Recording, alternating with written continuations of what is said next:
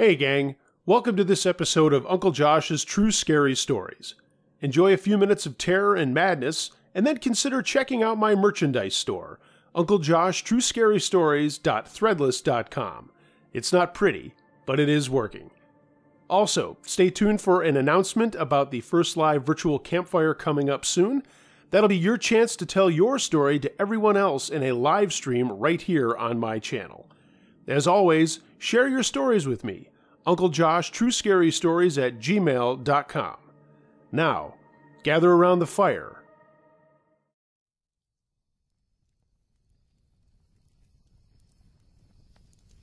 Uncle Tom by Dina.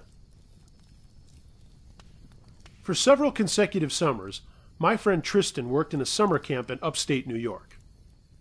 The camp catered to children with disabilities, mental and otherwise, but there were also some non-disabled children there. One night, while Tristan was chatting with some of his older counselors, they began talking about a counselor he'd never met, a guy they called Uncle Tom. Uncle Tom had worked as a counselor during the late 70s, and he was much loved by the children there, but very eccentric. He was known for wearing pajamas all day, bathrobes, even a graduation gown, complete with mortarboard and tassel. At first, they all thought he just did it to amuse the kids, but they later found out that he dressed that way year-round. He was also an amazingly talented cellist. A charcoal portrait of Uncle Tom done by one of the children still hung at the camp when Tristan was there. Unfortunately, Uncle Tom had emotional problems that no one knew about. One summer, just before all the children were about to leave, he attempted suicide in one of the cabins. Luckily, someone came looking for him and got him medical help before it was too late. And that winter, Uncle Tom was in and out of psychiatric institutions. By summer, however, he seemed to have really gotten his act together and was allowed to return to the camp. His recovery was short-lived. At the end of the summer, he attempted suicide again, and this time he succeeded, hanging himself in the same cabin he had used the year before. The children were scheduled to leave the following day, and the other counselors managed to cover up what had happened. By the time Tristan began working at the camp, the head director had firmly told all of the counselors that they were not to speak of the incident, or of Uncle Tom at all, in general, as it would scare the children. That year, they started off with a fresh crop of children who knew nothing about Uncle Tom, and the summer went well. Well, until just before it was time to leave. The night before, no kidding, on the exact anniversary of Uncle Tom's death, an entire cabin full of girls aged 13 to 15 began to scream hysterically. There was a female counselor in the cabin with them at the time, and some were sobbing uncontrollably and saying that they'd seen a man in the cabin. A man they didn't know. These were non-disabled children, if that makes any difference. Tristan was one of the first to get there, and he was comforting the female counselor, who was also crying. He remembers her saying over and over again, It looked like Tom. It looked just like Tom. After a thorough search, no intruder was found in the grounds, and nobody had been seen leaving the cabin. The next year that Tristan was there, the camp was having a dress-up day. The kids got to search through the boxes of old clothing and costumes and wear anything they liked for the entire day. One boy found the black graduation gown that had belonged to Uncle Tom. I'd like to mention at this point that this boy suffered severe mental issues and was classified as low functioning. He was barely able to talk. Tristan said he had never known the boy to speak at all unless spoken to, and even then, not more than a few short words. Well, the boy put on the black gown and began to run around in circles, flapping his arm, calling out, I'm Uncle Tom! I'm Uncle Tom! Over and over. Tristan said there was no way this particular kid could have associated the gown with Uncle Tom, or even understood the whole story if someone had told it to him. Suffice to say, the counselors were a little freaked. The next year, some of the counselors decided to get together and have a jam session. One guy had a guitar, another played piano, and the music room still housed Uncle Tom's cello, so they thought it might be cool to add that in as well. They asked a third counselor, who had a little experience playing the violin, to play the cello. He reluctantly agreed, warning them that he was not very good. No sooner did they start playing, they realized that their cellist was incredible. They said he was playing the thing like one of the old masters. I mean, really, really well. After it was over, they all asked him why he'd been holding out on them about how talented he was. He couldn't remember anything about playing the cello. He said he'd blacked out the entire time. All the older counselors commented that they'd only heard one other person play like that. Guess who it was? Those were the only 3 incidents that Tristan experienced. He said he suspected there were more, but the counselors really weren't supposed to talk about it. Tristan and a lot of the other counselors seemed to share the feeling that the reason Uncle Tom was making himself known was because he wanted his story to be told. He wanted people to talk about him. Tristan thinks that if the head director had never forbidden the counselors to talk about Tom, then he wouldn't need to manifest. The camp has since closed down.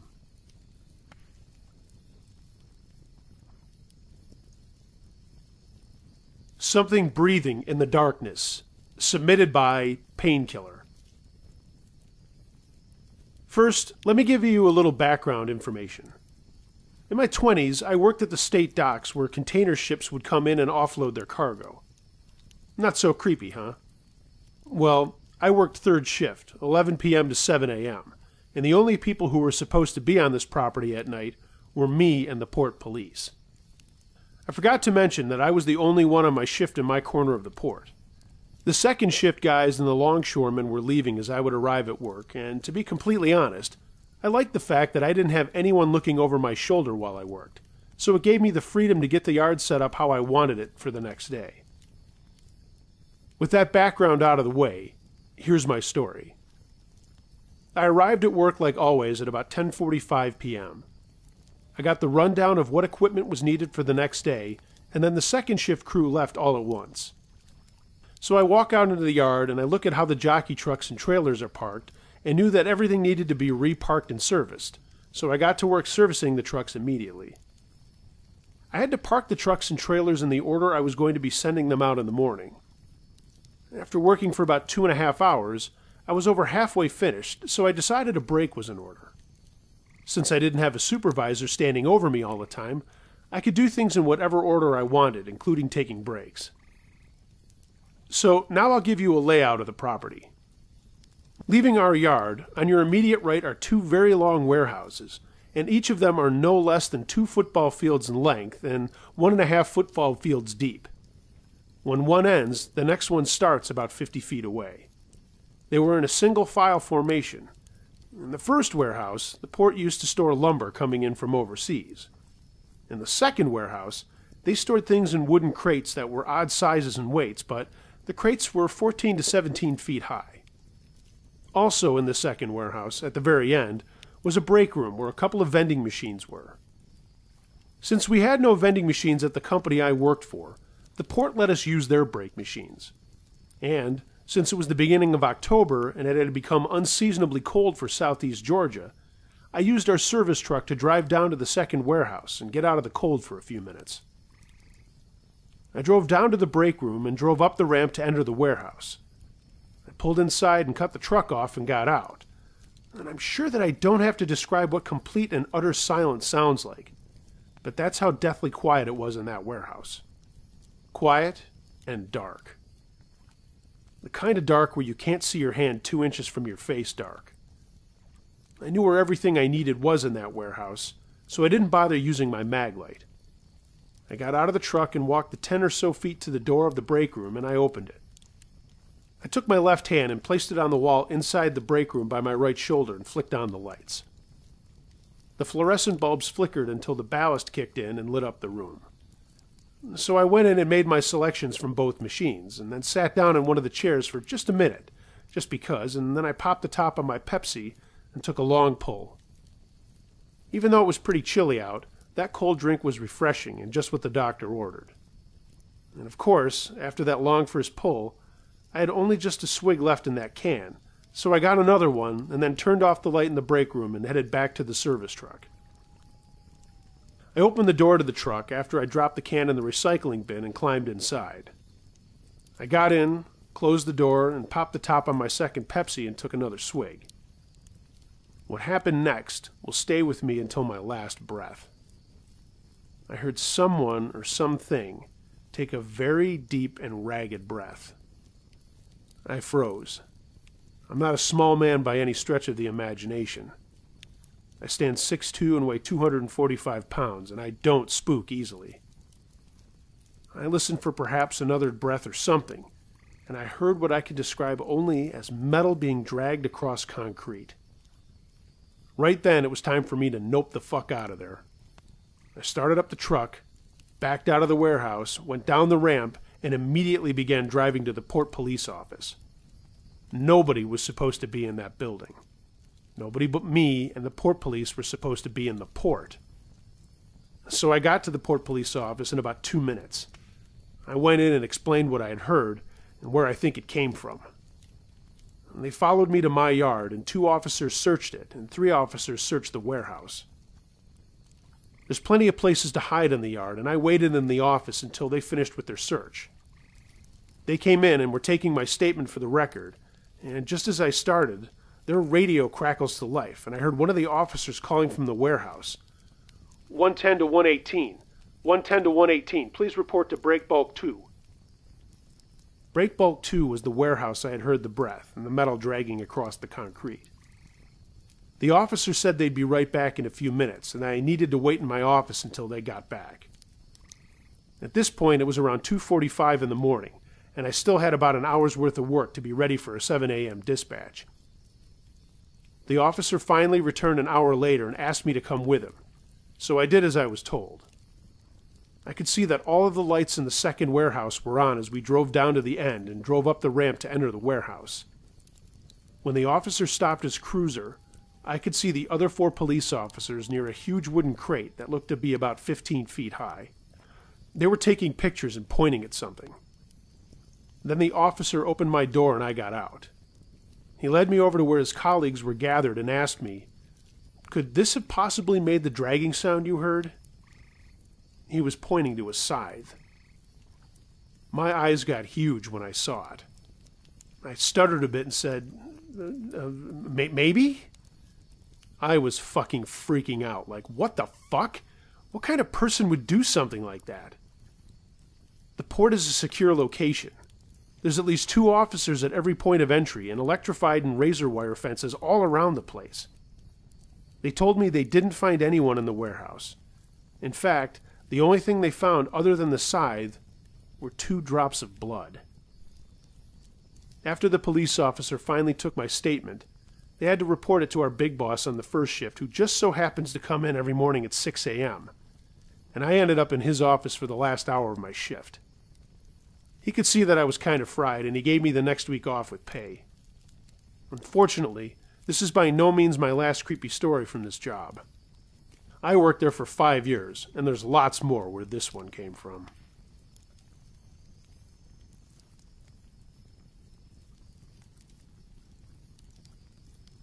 I Didn't Belong to Him. Submitted by Brina M. I was working at a small, double-sided drive-through only coffee stand about 30 minutes outside of Seattle.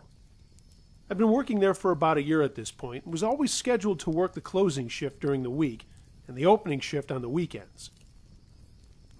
In the 7 years I had worked as a barista at this point, I had never been confronted with a situation that challenged my feeling of security while working there.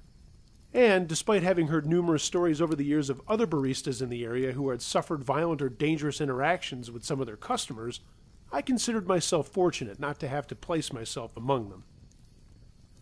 Unfortunately, on this day, that would change. Thursday, November 7th, 6:45 p.m. I was preparing to close the stand at 7 p.m. like usual. It was very rare that I would have customers come through the stand past 6:30, and because of this, I felt myself jump slightly when I looked up from the espresso machine I was cleaning to see a man standing behind the glass of the closed window beside me. Adding to my alarm was the fact that he made no noise whatsoever as he approached the stand, and made no attempt to grab my attention once he got there. Instead, he stood behind the window in complete silence, his mouth awkwardly fixed into an unnatural-looking smile. At first, I wasn't even sure if he was a customer at all, considering the idea he may be part of a large group of transients and homeless that were known at that time to reside in the area, and who occasionally came up to the stand to ask for free coffee or water. For safety reasons, I typically refrained from serving walk-up customers after dusk, but because he now knew I had seen him, the rules of good customer service required I at least acknowledge the fact that he was there. So, reluctantly, I decided to serve him. He introduced himself as Ivan.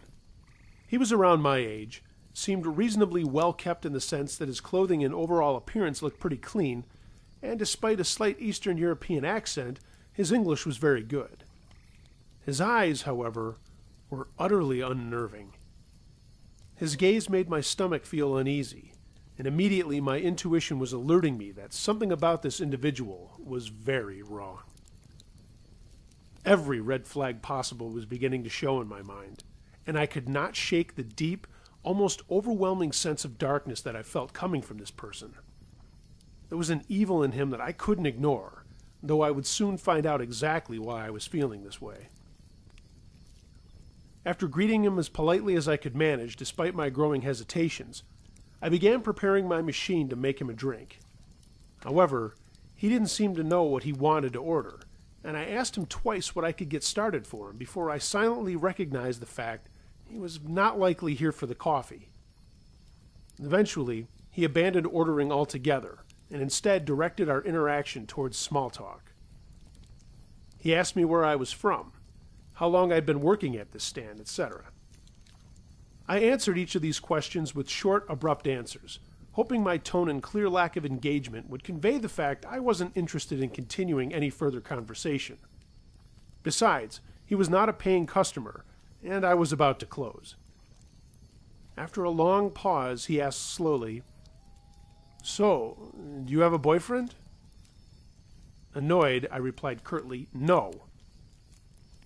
At this point, I was completely ready to end our interaction, so I told him that I needed to finish closing up so that I could go home.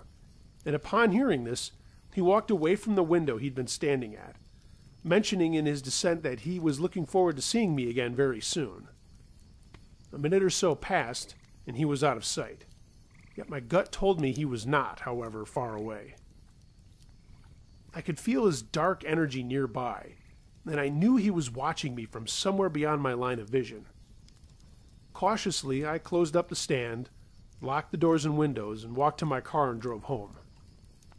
By the following day, I had all but forgotten the encounter I had had with that guy, and I went to work as usual. 7 p.m. rolled around, and once again, I was just about to end my shift and close the stand. I was nearly finished closing out the register when a brief moment of movement catched my eye from outside the window on the opposite side of the stand. I turned my head toward the area in question, and there, in full view of both me and the security cameras, stood the guy from yesterday. My stomach sank quicker than I knew previously to be possible, and I was immediately very aware of how cold it was inside of that stand. He smiled at me with a predatory-like grin, waved, and then proceeded to pull open the closed window in front of him, instead of waiting for me to cross the small distance within the stand that stood between us and open it for him, as I usually would. Although he didn't present himself aggressively, there was something incredibly threatening about his choosing to do that, and it left me feeling helplessly, hopelessly unsafe in that moment. And that was not a feeling I was familiar with, or, as I learned, particularly fond of. Once I was finally able to bring myself back into a present state of mind again, I cleared my throat and told him as firmly as possible that I was off the clock and wouldn't be able to make anything for him as my machine was already cleaned and my register closed out for the day. His smile widened further as he replied, "That's okay. I didn't come for the coffee. I came for you." Upon hearing this, I noticed a shift in the energy building between us. The fear I'd previously been overcome with now made a sudden and jolting transition into a redlining level of irritation. "I don't care what you came for," I told him as sternly as I could manage. "It's going to have to wait until tomorrow, because I am fucking closed." At this, he chuckled a bit before finally raising both his hands in an indication of surrender, saying, all right, fair enough." His smile disappeared. His eyes became even more focused on me, his gaze intensified. "Then I will see you tomorrow," he said, in a way that felt less like a statement and more like a threat. I swallowed hard, and once he was out of view, I rushed to the window and slammed it shut, throwing the lock into place. Again, despite not being able to visibly confirm his presence nearby, I knew he was there, and I could feel his eyes fixated upon me.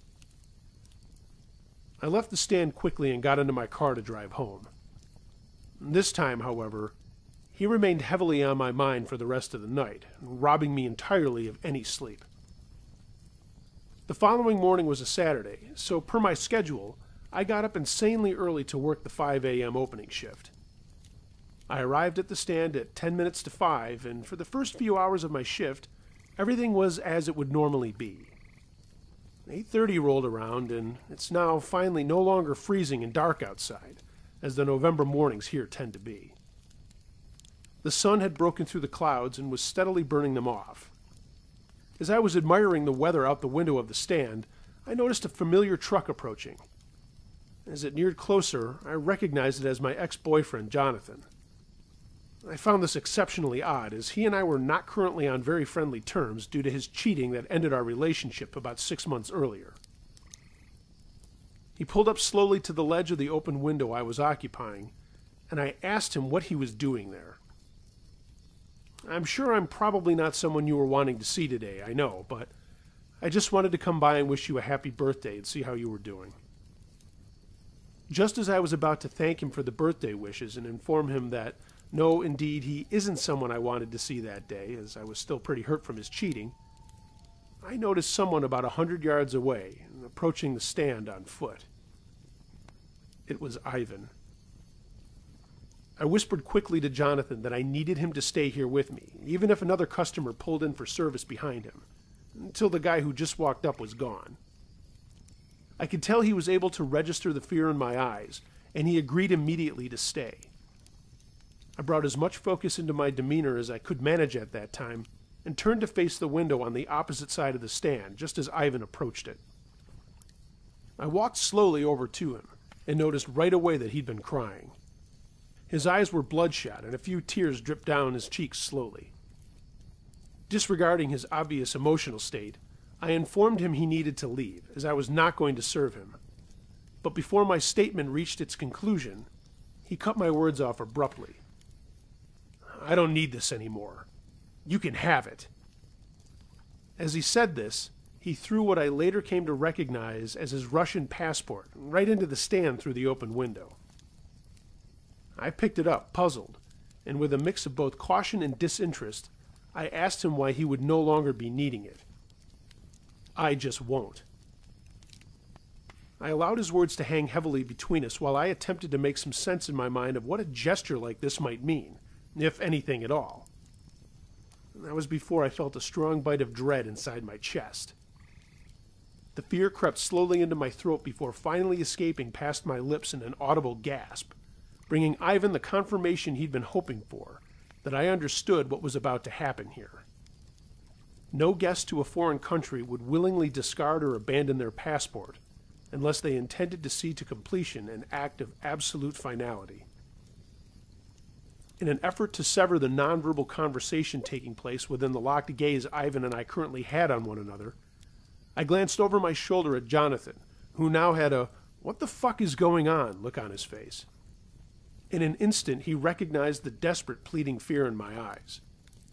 This caused his own expression to quickly change to one of panicked urgency as he attempted to understand what had just taken place between this stranger and myself. As I turned back to Ivan and noticed immediately that his crying had stopped, his tears were now replaced with a look of what I can only describe as complete and utter insanity.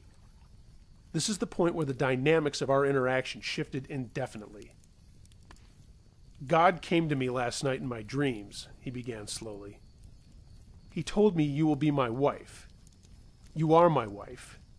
You are mine. You are for me." A sickening, sadistic smile curled the corners of his mouth up in such a way that it was almost physically painful to witness. My heart began throwing itself violently against the inside of my chest as adrenaline surged through my system. "You are my wife," he stated again. "You are my wife, and now you come with me. Right now." At this, he planted his hands firmly onto the ledge of the window that stood before him, and he began to lift himself onto it. Realizing that he was attempting to crawl through the window and into the stand, I practically threw myself across the small distance between he and I quickly slammed the window shut, locking it. He pushed his weight back down off the ledge, paused, and then proceeded to give me a look that made me truly understand the meaning of having one's blood run cold.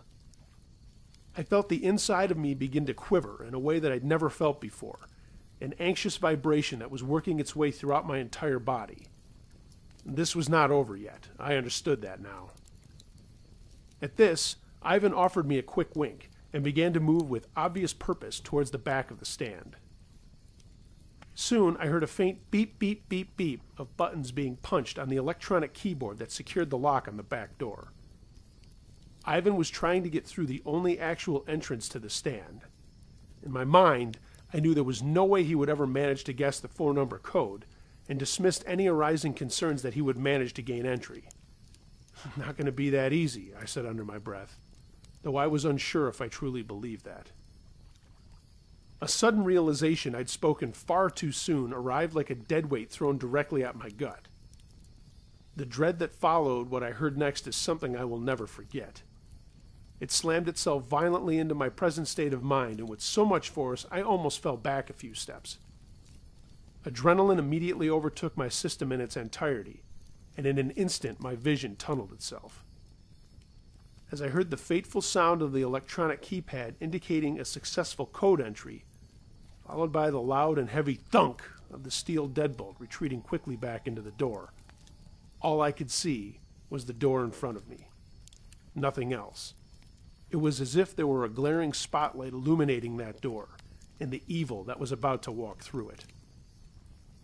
All else around me fell into darkness. Time felt as if it had stopped entirely, and I no longer had a sense of it, or the space around me in which I currently occupied. As the door began to slowly push open from the outside, I could hear an almost deafening scream resonate powerfully throughout the walls of the stand, expelled solely by a force of fear. As I stood there completely paralyzed, I bore witness to the largest knife I had ever seen enter through the opening door first, followed by Ivan's firmly gripped hand around it. It was only then that I realized the scream I was hearing was my own. As Ivan passed the remainder of his body through the opening of the back door and into the stand, my scream suddenly silenced itself. Before I continue any further, let me just say that until you personally experience a situation that demands you access your fight or flight response, you have no idea what the response is going to ultimately be. The type of fear that's required to trigger this defense mechanism in the first place is more than most people ever realize. How you will react to it will be involuntary. In this moment, I recognize the simple fact that regardless of whatever it is this guy had planned for me here today, I intended to survive it. And not simply survive.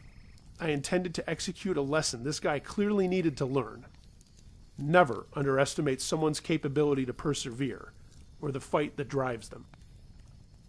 Remembering at this point Jonathan was still in his truck on the other side of the stand, I ran to the window and screamed desperately through the now closed and locked panel of glass. "Jonathan! Jonathan, he's got a fucking knife!" Jonathan's eyes grew huge, and he threw open the driver's side door and flew from his truck towards the back of the building. Then, in the furthest corner of my vision, I caught sight of a dark, looming presence enter the space of the small interior of the stand. Ivan, now standing no further than 10 feet from me, reeked of an evil that overtook every inch of space within this small building we now occupied together. It made the air so heavy around me that breathing started to become difficult. It felt thick and toxic in my lungs and nearly caused me to choke. As my struggle to breathe increased, Ivan began to close the few feet of space still between us by taking slow, taunting steps in my direction. His knife was gripped firmly in his hand, which rested at his side, but the look he had on his face in this moment was so intense that it felt as if it were made of its own blade. He used his eyes to cut into me, deeply, over and over again, and spoke softly through the visual violence. "You are my wife. You are my wife." Ivan ultimately only managed to take a total of 3 steps towards me before I saw an arm being thrown around his neck from behind. As I stood there in a state of paralysis due to fear, I watched as Jonathan pulled Ivan back by the neck with so much force his feet flew out from beneath him. Suddenly, both Ivan and Jonathan were on the ground, right outside the door, with Jonathan securing Ivan in a headlock that proved nearly impossible to break away from. Jonathan yelled strict instructions for Ivan to not move, not a single muscle, or he would choke the fucking life out of him. Surprisingly, Ivan remained completely still, never once making any sign of resistance. Jonathan kicked the knife away from his reach and told me to pick it up and secure it until the cops arrived. Upon hearing this, I finally remembered I was still on the phone with 911, who had heard what was happening on my end and dispatched every available unit within a 30-mile radius to my location, marking my call in their response system as the highest priority. It felt like hours before the cops arrived, but once I had a chance to look back on the duration of my call to 911, I realized it had been a mere 4 minutes before 20 local city, county, and sheriff's department vehicles overtook the area. At least 6 cops descended on Ivan at once, relieving the grip Jonathan had around his neck, and forcibly, more than necessary to my silent pleasure, they were detaining Ivan and carrying him, practically hogtied, into a waiting cruiser.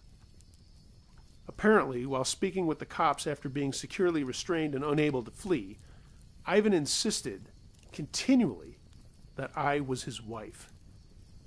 God had told him, after all, that I was intended for him. I belonged to him, God said.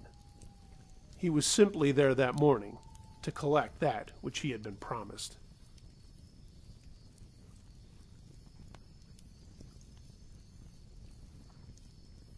Weekend House Sitting by Bigfoot Hunter. The following events happened when I was around 5. The stories that I'm sharing are partially from my own recollection, and partly conveyed to me by my father, an older sibling. I went to visit my father for a weekend, as I did every other weekend ever since I could remember.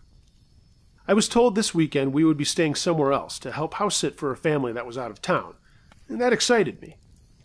Upon arriving at the house, it was quite apparent that the house was very old and somewhat run down from being lived in for many, many years. There were numerous events that took place throughout the weekend, which could not be described by anything other than the paranormal. The first event took place as soon as we walked into the house. There was a dead frog on the floor, which was unsettling in hindsight and somewhat kind of foreshadowing for the events that were about to take place, but we didn't pay much attention to the cynical aspect of it, more so making a joke about it and high hopes for an amazing weekend away from the city. The second event took place the night of our arrival once everyone was in bed, supposedly sleeping. My sister and her friend were playing with a Ouija board, and I believe that was a mistake. The board had shared with her that they were talking with a boy who was 16 years old when he had died in the military, and that his name was, well, let's say Fred. While my sister and her friend were communicating with Fred, she couldn't believe that my father was letting me and another child my age run around the house at such a late hour, running up and down the stairs, talking, laughing, and banging around in the room next to hers. The house had hardwood floors, which made it very apparent when people were walking around, especially the creaky stairs. The Ouija board then started repeatedly saying "door," and the arrow was pointing in the direction outside of the room.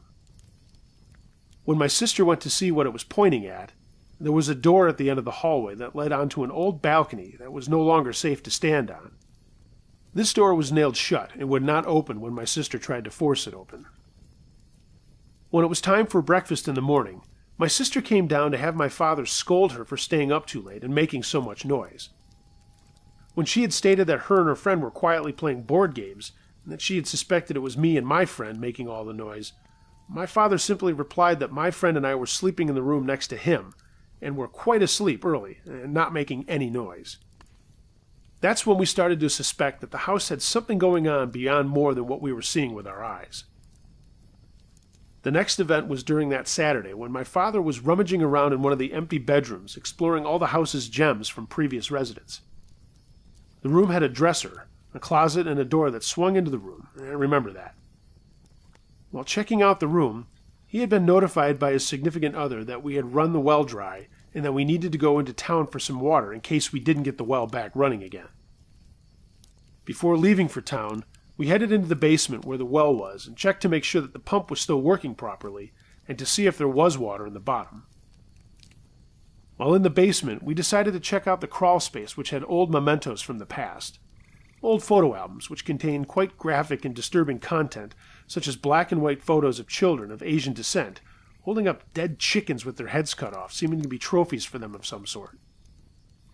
The most disturbing part was seeing a framed picture on the wall of the basement of a young man in his military uniform, and a label below the photo that read, Fred. When we went into town to get the water, we had stated that we were staying in this old house, and the cashier seemed to be quite familiar with it, having driven past it to work every morning and evening. She seemed to be unsettled about the house in particular, warning us that there was something strange about it. On several occasions, she had driven past the house and seen people standing on the balcony, but then blinked and realized that there was no one there, and her eyes must have been playing tricks on her. When we arrived back at the house, my father had decided to go back and check out the room that he had been in before we got interrupted. When he tried to open the door, it seemed to be jammed, but he hadn't closed it as far as he could recall. When he had put some force into the door and made it open, he realized that the dresser had been pushed up against the back of the door in a way that prevented it from being opened. The dresser's contents were strewn all over the room, but the window was not open, and being on the second floor, it was hard to imagine how someone could press the dresser against the back of the door and then get out of the room. This was the last event that I recall in the house, and we had left, but my father's significant other and her children were still obligated to be in the house for the pre-negotiated duration of her house sitting. The next morning, we got a call from her when she was in a panic. The door that had led to the balcony was now wide open, with the hardware thrown on the floor that was previously holding it shut.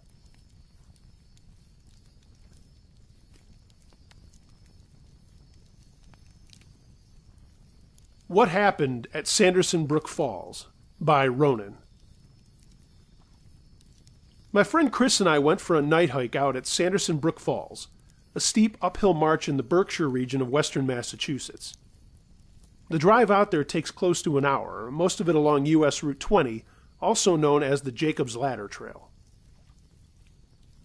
Winding its way between mountains, hills, and a river, the route takes drivers through Westfield, a fairly well-populated college town, and then on through Russell, Huntington, Chester, and if you keep going past Chester State Forest, it will continue to run parallel to the Massachusetts Turnpike into Beckett, and eventually to Lee. As usual, Chris missed the turnoff onto the narrow and overgrown dirt road that went a quarter of a mile into the trees, and then turned off downhill into a grassy little clearing where we parked. There was a larger parking area out front. The area was completely concealed from the road, so we wouldn't have any cops waiting to ticket us when we got back for being in the park after dark.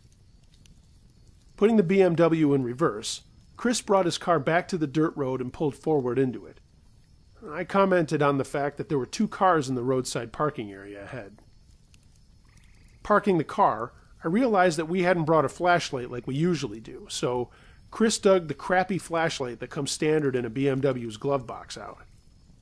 It was fairly bright out for so long after nightfall, a full moon illuminating to a point that the flashlight would only become necessary if we had to pass through a particularly dark patch in the woods. A crisp autumn breeze reminded me to throw on my jacket before we started out. Marching up the wide path that led up a mile or so into the woods, we were talking about whatever BS popped into our heads.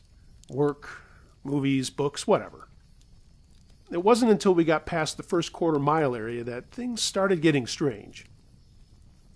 Ahead of us, 4 people were coming towards us in the shaded darkness of the broad path.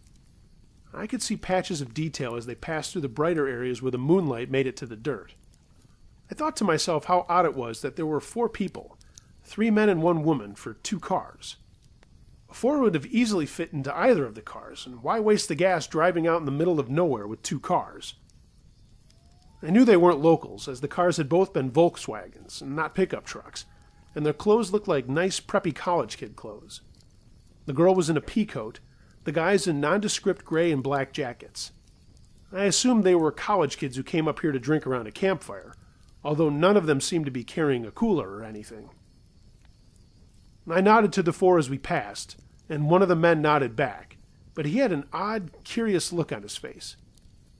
No word was spoken between our two groups, and they continued on. I looked to my watch and saw that it was only a little after 10:30 p.m., an odd time to stop drinking and go home on a Saturday night. I commented on that to Chris after the four were out of our hearing range, and he said they were probably just out here for the same reason we were, just having a night hike. It seemed logical enough for me, so I dismissed the troop we had just passed as nothing other than interesting. So when we passed the next group of three on our way up the hill, I thought nothing of that as well. I just assumed they were the occupants of the other car and were either completely unrelated to the first group or were stragglers. They were all dressed similarly, in uninteresting dark colors. The three were all guys, and as they passed, one of them asked us what time it was. I told him, not stopping as I did. They thanked us and were soon behind us, disappearing into the darkness.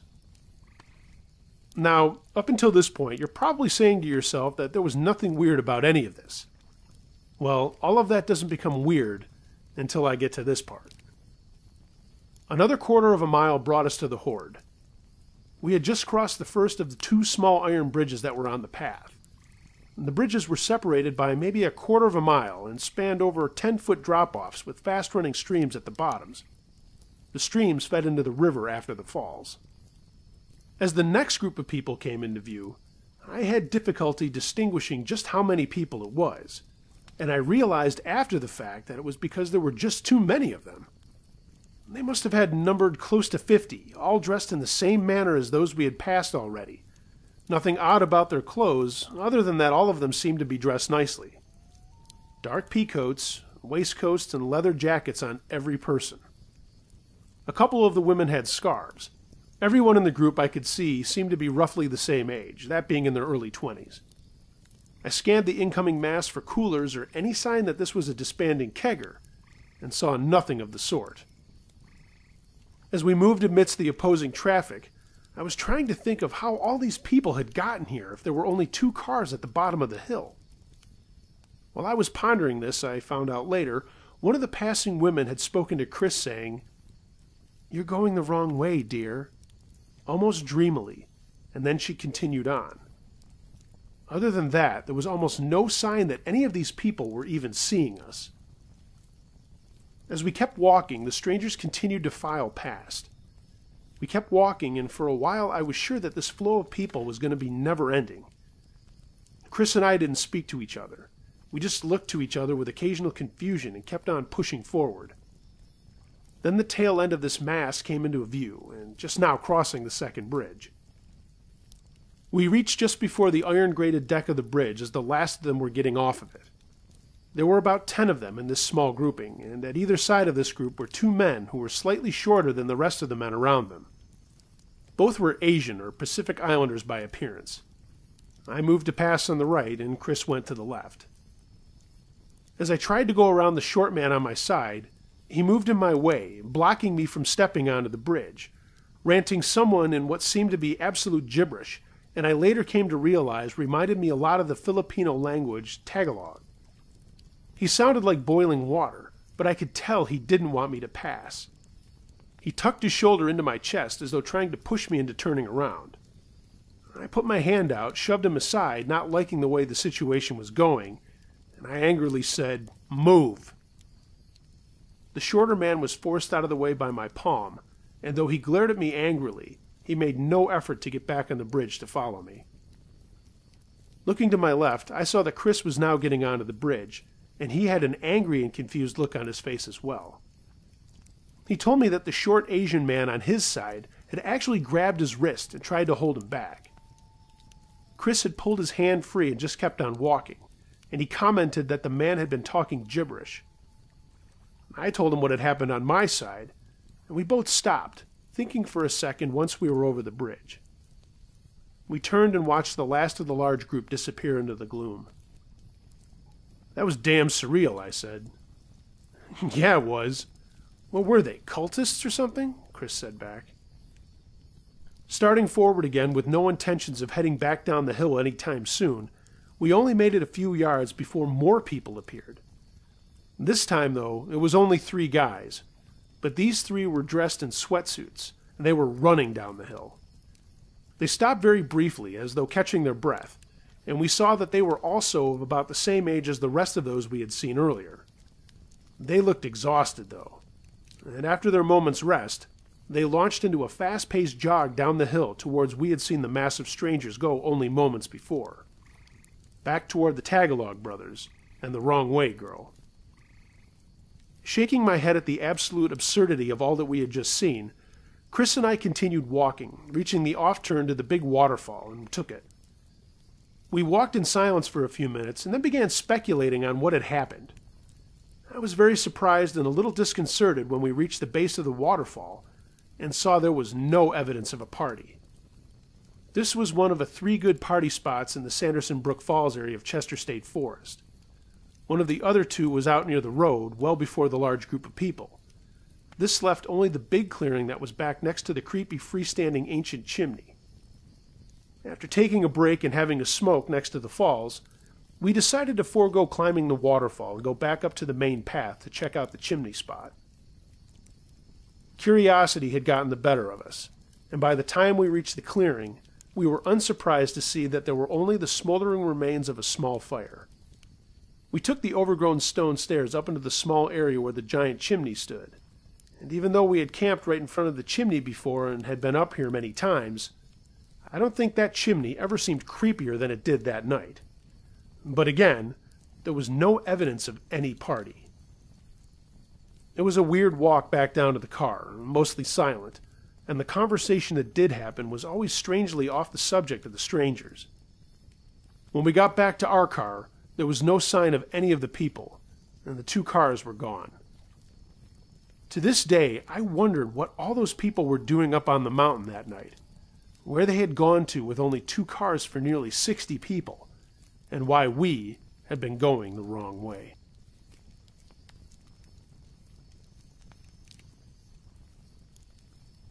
The Guy Across the Street, submitted by Howler Monkey Madness. This story is about the time my family moved from the city to the country. My dad decided to start his own business after building up another one and had made a whole lot of money and decided to do his own thing. At first, my twin sisters were super against moving, but they got over it when they realized that they would still be going to their private school and just driving themselves with a car my dad bought them. I was 2 years younger and in 10th grade, and I was happy to go to public school, wherever, because I hated the Jesuit school I was forced to go to until high school. I liked my friends, but man, I hated it there. We moved from a nice suburb of St. Louis to a place in Illinois about 40 minutes away. It was a big house surrounded by farms and only one neighbor across the street. One of the cool perks of being the lone guy was that my dad said I could have the finished room over the garage all to myself, and when I was a senior, I could move my room up there for good. It was awesome. I had a sweet setup there with a big TV, my games and computer, comfy furniture, and there was even a bathroom and a kitchen. I was smart. I never kept my beer in the big fridge. I had that hidden out of sight. Anyway, when we moved it was early summer, and I hadn't met a lot of people that I'd be going to school with. But I did get a job at a local fast food restaurant and met some cool people there, and some of them I'm still friends with to this day. This story involves my friend Devin, who I met there. I hated to admit this when I was younger, but my sisters were really pretty and always had guys chasing them. Most of them were prep stuff too, and the type of guys I didn't like. You know, the studs or whatever. But really they were just spoiled dicks that bullied everyone else. I never liked my sister's boyfriends, but I was the baby brother nonetheless. That summer, my parents were going to celebrate their anniversary on a trip, and they left the 3 of us home to take care of ourselves. Of course, Carrie and Katie were going to throw a party, which meant I was going to invite Devin over, and we would get some beer out of it and then see all the girls in action. I helped my parents load up the truck for their trip to the airport, and when they pulled out, I saw the neighbor guy across the road just standing in his yard staring. He was a big guy, well over 6 feet, but he just seemed like he wasn't all there.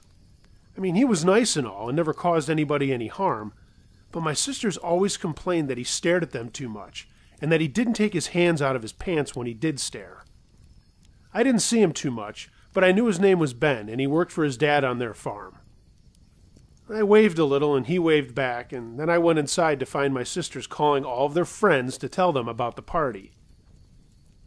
I told them I was inviting Devin over, and they said that was fine, but not to be a nuisance. Yeah, whatever.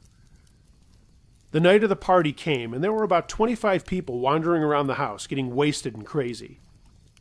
Devin and I hung out with the older people for a while, playing drinking games and checking out all the chicks my sisters were friends with. For some reason, the guys weren't being total douchebags that night, but this one guy who liked one of my sisters was really drunk and showing it. He was stumbling all over, he threw up in our living room, and then kept trying to make out with Katie. His friends were doing their best to get him to either sit down or leave, but he got really angry and started yelling shit about my sister being a slut and how she just fucked her way around. I got really pissed. I grabbed a cup of beer and whipped it at his face and then punched him. He was bigger than me, but I wasn't a small fry and a lot more sober than him. His friends started laughing, and he took a swing at me, missed, fell over, and I jumped on him before people pulled me off. He got to his feet, and the guys led him to the back door, which he slammed while yelling more stuff about my sister. When he slammed it, the entire window shattered and fell into the foyer. Great. Something for me to fix tomorrow, I thought. The guy left. Around 2, the party broke up, and almost everyone left except for a couple of my sister's friends. They were all pretty saucy, and while I was buzzing, neither Devin and I were that messed up. The girls got some water and went up to my sister's rooms while Devin and I locked the house up, patched up the door with a piece of cardboard, and went to my place above the garage. We cracked some more beers open and were going to play GTA for a while, and then we heard a noise from outside. It sounded like feet slipping on the driveway. So I went to look and noticed it was drizzling out, and everything looked shiny in the light of our floodlight out in the driveway. I didn't see anything and stood there swigging beer and listening to Dev play the game. I wish I had looked around more, because I would have seen the cardboard on the door missing, and that would have helped me spring into action a hell of a lot earlier. A little while later, we heard screaming coming from the inside of my house, and it was a lot of screaming. We jumped up and I grabbed a baseball bat, and Devin grabbed a lacrosse stick, and we went down the stairs to my garage door to the house. The screaming was still happening with a lot of, "Get the fuck out of here," and "Fuck off, you creep" cries as well. We ran through the house, and that's when we saw the girls booking it down the stairs, all the while screaming. "What the hell is going on?" I yelled at my sister Katie, and she just said, "Doug's here! Doug's here with a knife!" Somehow, they all got past him and ran down the stairs. One of them had pushed and tripped him, and he was too drunk to actually act too fast. "Take everyone to my room," I shouted, and my sisters led their friends through the kitchen, into the garage, and then up the stairs to my room. Doug came down the stairs, and I told him to leave and that the cops were going to be on their way. He was beyond angry, and he had this big kitchen knife in his hand and was swinging it around in a drunken mess. "You little asshole, come here!" He kept slurring that over and over as he tried to walk towards me. I'm not going to lie, I was scared, and when he got nearer to me, I swung the bat at him. But for some reason, I let go of it and it sailed away into the living room. To this day, I can't explain why that happened. I yelled for Devin to run, and we took off after the girls. They were all up in my place and couldn't lock the door, as there was a little trick to doing that, and I did it just as Doug started up the stairs, still yelling incomprehensible shit. He started pounding on the door, and I yelled for Katie or Kara to call the cops when we heard a loud bang, followed by yelling, and what sounded like someone falling down the stairs. More sounds came, and it was a mix of thumps and groans, and was now out in the driveway. I ran to the window to see a large dark shadow beating another shadow. Finally, I figured out what was going on, and the big shadow actually lifted Doug off the ground over its head and threw him into some bushes on the side of our house. The big shadow was Ben from across the street. Kara got the cops on the phone and told them what was going on, and I ran downstairs and into the driveway to see Ben just standing there getting rained on with this grin on his face. He had thrown that Doug guy around like a rag doll, and I was in awe. Ben looked at me and smiled, and I said thanks. He just nodded. Long story short, the cops came, reamed my sisters out for having a beer blast underage, took Doug away, and told us they would be coming back to talk to my parents when they got home from vacation. During this time, Ben never said a word and stood at the edges. When everything calmed down, Ben waved at me and started to head for home when I told him to wait up. I went over to thank him, and I found out that night that there was something special about Ben. Ben had Down syndrome and was not a creeper like my sisters thought. He actually considered himself the protector of this section of town, and in a way, he was. Before we got there, Ben had saved a few people from accidents, and over the next few years, Ben saved 3 people from a house fire over a mile away that he ran to in his bare feet when he saw the flames in the distance. Another time, he had lifted up an SUV high enough for people to crawl out from under after they had crashed in a ditch, and once on a trip into town, he ran into a building that was collapsing when he heard a kid crying. He saved that kid, too. That night, he must have sensed that something was wrong and just did what he thought was the right thing to do: protect the weak humans across the street. Ben still lives out there with his aging parents, and he's still as strong as ever. I always called him Super Ben, and he loved that. Ben had saved us from a drunken maniac that night, and he's still the only superhero I know.